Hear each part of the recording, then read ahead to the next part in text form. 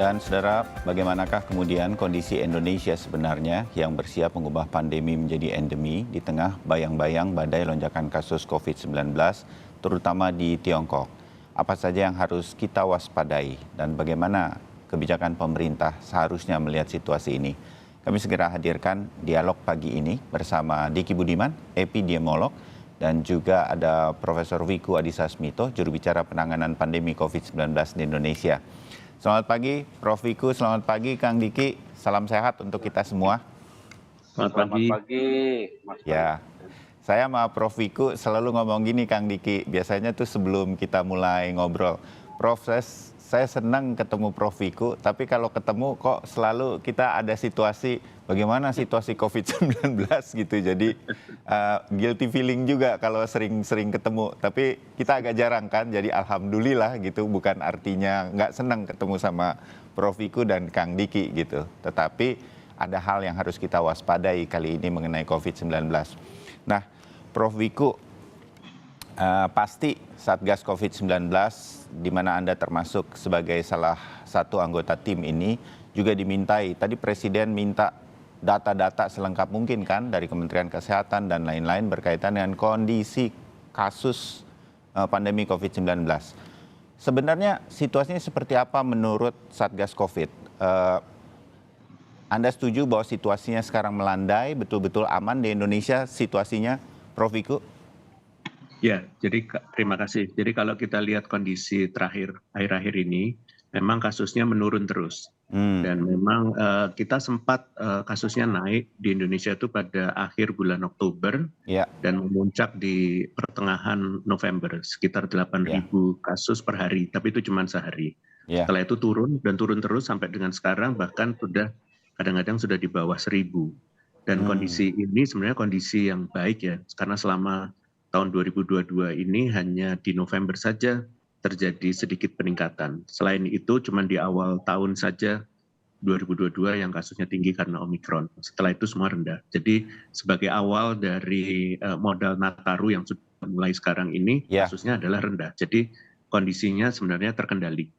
Baik terkendali, tapi tentunya dalam konteks Nataru kita juga tetap harus waspada dan hati-hati. Semoga tidak naik kasusnya, dan kalau tidak naik kasusnya ini adalah tahun ketiga dari Nataru selama pandemi yang bakalan tidak naik kalau kita memang betul-betul bisa mengendalikan semuanya dengan perilaku dan seterusnya yang selama ini kita jalankan. Ya, jadi sebetulnya kita sudah masuk untuk Indonesia ya, Prof. Wiku. Bisa dibilang endemi atau seperti apa? Sudah bisa endemi? Ya, jadi kalau menurut saya kalau ngelihat dari gambaran kasus sejak dari awal tahun 2022 yang terus melandai terus sampai dengan sekarang, sebenarnya kita sudah bisa dikatakan endemi.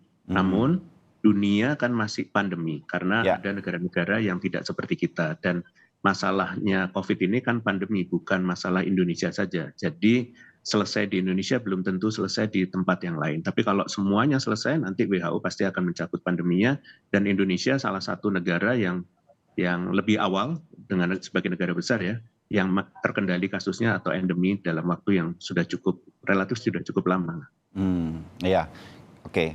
Saya ke Kang Diki. Kang Diki, Anda memantau juga tidak hanya Indonesia dari Australia, tapi juga Australia sendiri Anda pantau situasinya sekarang. Kalau lihat yang lalu lalang di belakang Anda ini juga udah nggak pakai masker, begitu kan. Sementara di Tiongkok itu seperti apa sih yang disebut tsunami COVID-nya mereka ini, dan mengapa mereka sekarang tinggi lagi begitu, Kang Diki? Ya, ya, diskusi terakhir tadi pagi ya dengan kebetulan rekan kita di DC-nya ya di China, memang juga alumni dari center saya. Kita berdiskusi bahwa situasi di China memang semakin memburuk sebetulnya, dan ini baru satu gelombang dari 3 gelombang yang diprediksi akan terjadi dalam 2-3 bulan. Nah, sekarang sudah lewat 1 bulan kan, berarti tinggal 2 bulan lagi. Berarti tinggal 2 gelombang lagi, dan ini bukan yang terburuk ya, walaupun saat ini saja sudah diperkirakan 250 juta dalam 20 hari terinfeksi. Nah, ini kenapa terjadi padahal sebelumnya China menerapkan yang disebut dengan zero covid. Nah, sebetulnya di awal tahun ini juga bahkan dalam salah satu diskusi saya sudah sampaikan bahwa ini tidak sustain ya. Eh, apa itu lockdown, PPKM sekalipun ya PSBB kan itu bukan salah satu atau satu-satunya strategi yang paling efektif, tapi dia Hmm. harus dikombinasikan dengan membangun modal imunitas. Nah, ini yang oleh China ini terlewatkan atau terlupakan atau ya dalam tanda kutip ada yang terabaikan. Nah, karena apa? Ada sekitar 130 juta lansia yang belum sama sekali divaksin Di di Tiongkok. China. Iya, Oh. sebesar itu. Dan ini 40 juta kurang lebih adalah usia di atas 80 tahun. Nah, ini kan menjadi kerawanan yang sangat tinggi dan itu yang saat ini menjadi beban di fasilitas kesehatan. Dan bahkan dalam hampir 3 tahun pandemi ini, mereka ya terlupakan untuk membangun sistem rujukan yang memadai. Sekarang hampir dikatakan kolaps ya di beberapa daerah, terutama di selatan ya, selatan dari bagian China. Nah, ini karena apa? Karena memang sistem kesehatan mereka ya nggak sanggup lah dengan penduduk 10% penduduk dunia kan di China, dan 60% penduduk China itulah yang dalam posisi rawan. Nah, saat ini itu yang dihadapi. Ditambah lagi yang mereka hadapi saat ini adalah subvarian yang memang bisa menginfeksi dengan efektif dan menembus benteng proteksi dari imunitas. Dan ya mohon maaf ya saya harus sampaikan juga dari awal sebetulnya kepada China bahwa mereka terlalu nasionalistik dengan vaksinnya. Padahal ya kita alhamdulillah Indonesia ini sudah mengupdate bahwa begitu booster kita ngambil messenger RNA yang memang berbasis sains ya. Mereka efektif terhadap subvarian yang baru. Nah, China ini selama ini menolak untuk menggunakan itu. Oh. Padahal yang dihadapi adalah ini generasi subvarian yang Omikron yang begitu efektif ya dalam menembus benteng dari proteksi. Nah, saat ini mereka baru mulai. Nah, dari Jerman kan sudah mulai masuk bantuan, bahkan Amerika juga sudah mau memberi bantuan pada China. Jadi itu sebetulnya secara umum kondisi China. Oke, Kang Diki, sedikit mengenai kondisi Indonesia, walaupun Prof. Wiku mengatakan kita sudah bisa dibilang masuk endemi, saya memudahkannya begini, yang sebentar lagi mungkin akan diumumkan oleh Presiden atau sedang menunggu kajian begitu adalah dihentikannya PPKM. Kemudian kalau boleh sedikit khawatir begitu, mewakili anggota masyarakat kan Wisma Atlet sebagai rumah sakit darurat pelan-pelan akan ditutup, tidak langsung ditutup begitu. Nah, hal-hal semacam ini apakah sudah tepat akan dilakukan pada saat ini berkaitan dengan Indonesia, sementara ada kasus-kasus lain di negara lain begitu. Betul Indonesia sudah menurun, tapi langkah-langkah ini sedemikian rupa menurut Kang Diki bagaimana sebagai sebuah masukan? Ya, kalau di tahapan kuratif ya seperti rumah sakit atau Wisma Atlet ataupun rumah sakit darurat lainnya, saya kira sangat memungkinkan ya untuk ditutup secara bertahap ya, karena memang itu kan juga sudah tidak dalam kondisi yang mengharuskan seperti itu, dan yang kita harus perkuat kan memang sistem rujukan, sistem layanan kesehatannya. Itu saya sepakat sekali ya. Namun untuk PPKM kita tampaknya memang harus hati-hati sekali lagi, karena walaupun inilah tidaklah dalam level yang harus tinggi ya, tetapi setidaknya kita lewati dulu Nataru ini. Tadi sebetulnya Pak Wiku, Pak Presiden sebetulnya juga kan masih menunggu juga ya. Nah ini kita harus betul-betul melihat bagaimana dampak, terutama sih sebetulnya yang saya khawatirkan China ya. Saya punya kepercayaan dengan modal imunitas kita. Sebetulnya Nataru ini pun tidak akan terlalu berdampak ya, sebut saya dari situasi saat ini yang ada di Indonesia. Tapi akan ada beda kondisi ketika China yang ratusan juta terinfeksi itu melahirkan satu, ya mudah-mudahan tidak ya, varian yang bisa menembus lebih efektif lagi barikade proteksi imunitas yang sudah kita miliki ya, dunia miliki. Nah ini kan sekali lagi tentu kita tidak bisa berandai-andai, tapi menurunkan level proteksi pada level yang sama sekali nggak ada gitu. Ibaratnya kan ini ada Nataru, aktivitas orang banyak. Nah, ini seperti lampu lalu lintas kita berlakukan dulu. Nah, nanti setelah kan ini sampai 9 Januari, Ya, setelah 9 Januari kita bisa lihat situasinya seperti apa. Terutama sih yang harus kita lihat ini tren yang ada di China ataupun bahkan kemungkinan belahan dunia lain. oke, baik. Prof. Wiku, masukan dari Kang Diki ini juga menjadi pertimbangan di dalam keseluruhan stakeholder Indonesia melihat situasi pandemi COVID-19. Mungkin di awal-awal tahun nanti baru akan ada pengurangan sesuatu termasuk tidak ada PPKM dan lain-lain, atau seperti apa? Jelasnya, Prof. Wiku. Ya, jadi kan kalau PPKM itu kan dasarnya instruksi Mendagri yang sekarang sedang berlaku, Mendagri nomor 50 dan 51 untuk Jawa Bali dan non Jawa Bali. Memang berakhirnya tanggal 9 Januari. Jadi tentunya ini bagus juga karena melalui perubahan tahun kan. Jadi Nataru ini selesai dulu oleh PPKM sampai dengan tanggal 9 Januari. Pemerintah seperti perintah Presiden sedang melakukan pengkajian dari berbagai aspek, termasuk di Satgas juga melakukan hal yang kita nilai keamanan untuk masyarakat dan dalam konteks perlindungan.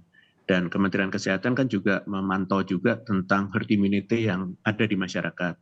Dan kita ingin memastikan imunitas di masyarakat itu tinggi gitu ya, pada saat kalau kita memang mau mencabut PPKM. Dan juga perlu dipahami PPKM ini kan sebenarnya levelnya sekarang yang berlaku itu levelnya level 1. Artinya bekerjanya di office juga sudah 100%, kemudian tempat ibadah, pasar rakyat, mal, kafe dan seterusnya semuanya sudah beroperasi 100%. Jadi relatif semua kegiatan itu sudah penuh. Normal, iya. Normal.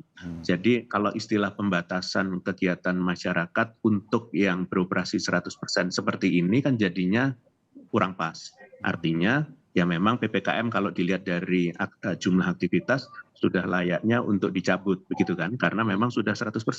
Ya. Namun ada beberapa hal yang harus kita pertahankan proteksinya di masyarakat, yaitu apa itu, Prof? Imunitas. Imunitas. Nah, cara menjaga imunitas itu kan salah satunya adalah dengan vaksinasi. Vaksinasinya 1, 2 booster yang pertama, booster yang kedua, itu dilakukan pemerintah dalam rangka menjaga imunitas atau herd immunity-nya itu terjaga tinggi. Nah, beberapa booster kan masih capaiannya masih belum optimal dan itu terus kita dorong.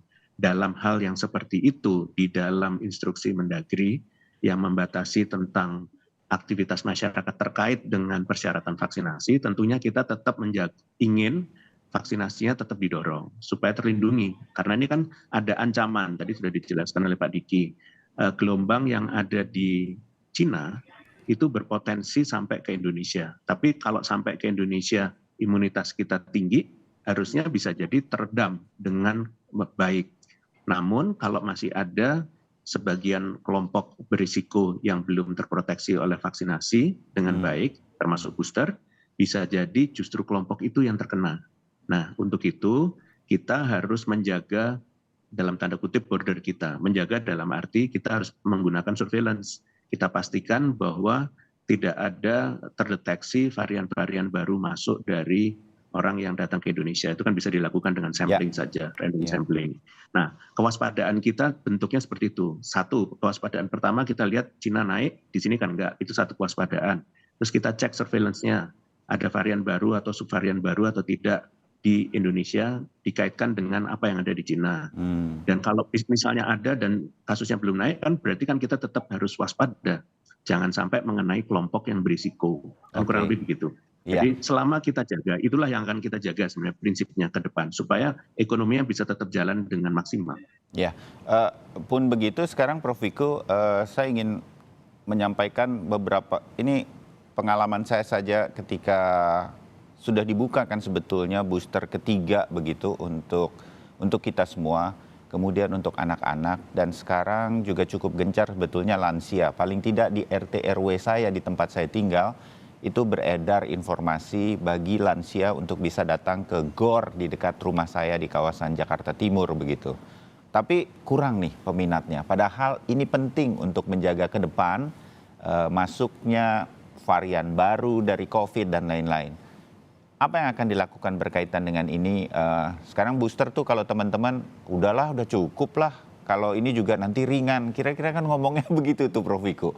Nah bagaimana agar masyarakat bisa tetap waspada? PPKM belum dicabut saja, masker udah dicopot di mana-mana. Kira-kira untuk Indonesia kira-kira begitu. Keramaian sudah di mana-mana dan hampir tidak ada peningkatan kasus yang berarti. Ini membuat kita santai lagi begitu Prof. Wiku.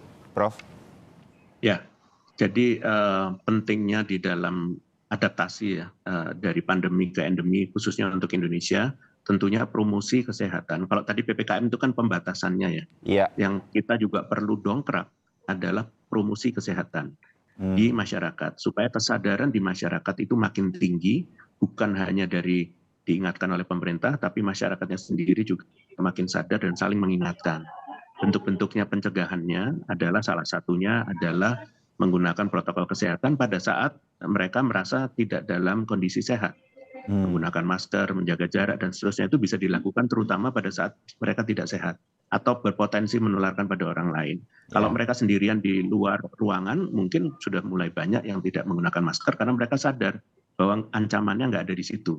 Nah, itu bentuk kesadarannya. Berikutnya lagi yang tadi pertanyaan tentang vaksin kan. Jadi masyarakat kan yang sampai yang tidak divaksin, ternyata apalagi komorbid, mereka lebih parah sampai masuk rumah sakit. Untuk yang sudah divaksin relatif tidak parah. Meskipun ada 1-2 yang juga seperti itu. Karena mungkin dia komorbid dan seterusnya. Jadi masyarakat harus makin sadar dan melindungi diri. Dan promosi kesehatan harus kita jaga terus, tetap tinggi. Supaya perlindungannya bukan perlindungan dari vaksinasinya saja, tapi saling mengingatkan dan menjaga kesehatan itu adalah hal yang sangat penting gitu. Oke, ya mudah-mudahan ini mengingatkan kita semua. Kang Diki, kondisi di dunia juga teman-teman saya udah ada yang baru pulang dari Singapura, udah nggak ada yang pakai masker, di Australia juga seperti begitu dan lain-lain. Nah, situasi seperti ini bagaimana kita melihatnya? Karena kan banyak kemudian kelonggaran di negara lain juga terbawa nih ke Indonesia sedemikian rupa. Padahal kita harus tetap menjadikan kebiasaan-kebiasaan. Saya ingat Kang Diki bilang, kalau nggak ada COVID pun sebetulnya pakai masker itu ada baiknya juga gitu. Kang Diki. Ya memang tadi itu Pak Wiku sudah sampaikan hal penting ya. Jadi literasi kesehatan ini menjadi hal yang memang PR besar kita ya. Negara maju umumnya ya Singapura, Australia, ya mereka bahkan sebelum pandemi pakai masker, apalagi di kawasan Asia ya seperti di Singapura. Kalau ada musim flu itu udah otomatis gitu kan, mereka tuh biasa tuh bersiklus kan flu wabah flu di negara maju seperti termasuk Australia. Selain itu, kebiasaan lain yang terbangun dalam literasi atau perilaku ini adalah kalau ada orang batuk pilek flu sakit lah gitu, demam flu, itu nggak akan boleh ngantor. Ini sebelum pandemi loh. Ini sebelum pandemi, apalagi setelah ini. Jadi ini adalah hal-hal yang memang terbangun sehingga memang dari sistem perilaku termasuk juga surveillance ya, termasuk juga modal imunitas ya, vaksinasi 3 dosis di sini sudah di atas 80%. Kalau nggak salah sudah 90%. Sehingga kalau Mas Bayu dan pemirsa melihat orang di belakang saya bolak-balik, mereka hilir mudik udah nggak pakai masker. Nah, di sini mereka tapi tetap ketika katakanlah PPKM-nya Australia waktu itu masih berlaku, dia menerapkan bahwa semua harus pakai masker kemana dan lain sebagainya, termasuk masalah kapasitas. Nah, sekarang bahkan sekitar 3 bulan lalu kan sudah dicabut PPKM-nya di sini, diganti dengan sistem lampu lalu lintas namanya gitu, sistem lalu lintas. Karena mereka tahu ini masih pandemi, masyarakat tetap harus diingatkan bahwa nih kalau merah ini berarti semua balik lagi ke tidak seperti PPKM-nya, tapi memakai masker, ada batasan bahwa dia nggak boleh berkunjung ke fasilitas kesehatan dan sebagainya. Nah, itu yang diberlakukan di sini. Jadi mereka setiap 2 minggu menyampaikan, oh ini sekarang kita udah di hijau nih, masih di hijau aman semuanya. Nah, ada yang kalau misalnya merah, itu lansia nggak akan bisa kemana-mana. Karena mereka yang paling dibatasi pergerakannya, termasuk yang komorbid. Jadi artinya melihat negara-negara lain, kita tidak bisa serta-merta diterapkan di Indonesia. Masyarakat harus mulai kritis. Oh kita nih, saya sepakat nih. Tadi malam saya diskusi juga dengan Pak Wiko di salah satu media ya. Ya. Jadi membangun kemandirian dalam penilaian risiko itu yang harus kita upayakan. Jadi tadi itu disampaikan, saya aman nih nggak pakai masker. Ya karena dia sudah bisa menilai. Oh ini ruangan besar, di luar ruangan dia sudah divaksinasi, dia nggak bertemu dengan orang yang rawan. Jadi itu saya kira yang dalam masa transisi ini bahkan dibangunlah harus ke depan. Bicara masker kan bukan hanya bicara masalah COVID misalnya. Nah ini yang saya kira penting. Oke, jadi kemandirian kita untuk menilai situasi berkaitan dengan pandemi COVID-19 kemarin ini harus terus berjalan, paling tidak untuk diri kita dan keluarga kita.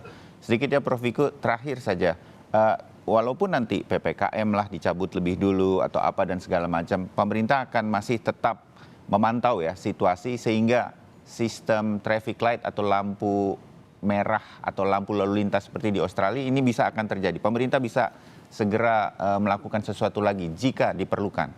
Prof. Wiku. Iya, jadi pasti. Jadi kita ini sudah pelajarannya sudah sangat panjang ya. Bahkan instruksi Mendagri tentang PPKM saja totalnya sudah ada 107 dari awal sampai dengan sekarang dengan berbagai tipenya. Jadi itu menunjukkan daya adaptasi pemerintah terhadap keadaan yang ada. Jadi kalau sekarang akan ada relaksasi ke depan, pasti pemerintah kan sudah punya pengalaman semuanya dan masyarakat juga sudah. Jadi kalau memang kondisinya tidak baik, maka kita akan menerapkan lagi beberapa hal sesuai dengan kebutuhan. Jadi selama ini kasusnya terkendali, ekonominya harusnya maju saja pesat, tidak ada masalah itu. Tapi kalau sampai nanti sudah mulai mengganggu, ya mungkin kita harus sudah mulai mengurangi lagi. Moga-moga tidak seperti itu karena kita dukung dengan vaksinasi dengan baik. Itu yang sebenarnya kalau masyarakatnya juga punya kesadaran yang tinggi, bisa mengendalikan dirinya, ini kan seperti gas rem yang letaknya bukan di pemerintah lagi, di masyarakat. Itu adalah ketangguhannya bangsa kita. Mari kita buktikan itu ke depan. Kurang lebih begitu. Iya. Baik, Prof. Wiku, terima kasih. Kang Diki, terima kasih untuk masukan-masukannya. Semoga ini menjadi persiapan kita menjelang Indonesia endemi COVID-19. Amin. Kita ketemu lagi di diskusi yang lain. Salam sehat untuk kita semua. Salam sehat.